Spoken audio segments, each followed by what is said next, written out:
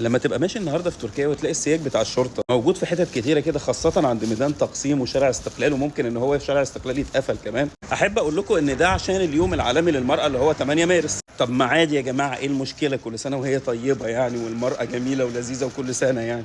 بس في تركيا الموضوع بيكون مختلف شويه، لان في سنه من السنين كده انا حضرت هنا اليوم العالمي للمراه، كان يوم مش طبيعي في مظاهراته في شارع استقلال كله. انا بصراحه مش فاكر السنه بالظبط، عشان في ناس بتبقى قاعدالي كاني داخل امتحان يعني شفوي، لازم اقول الاجابه الصح اللي هي مش عارف كذا، فانا مش فاكر السنه بالظبط. بس في السنه دي كان في مظاهرات فعلا مش طبيعيه، المراه، على مجموعه ال جي بي تي كيو، على كل حاجه كده تتخيلها.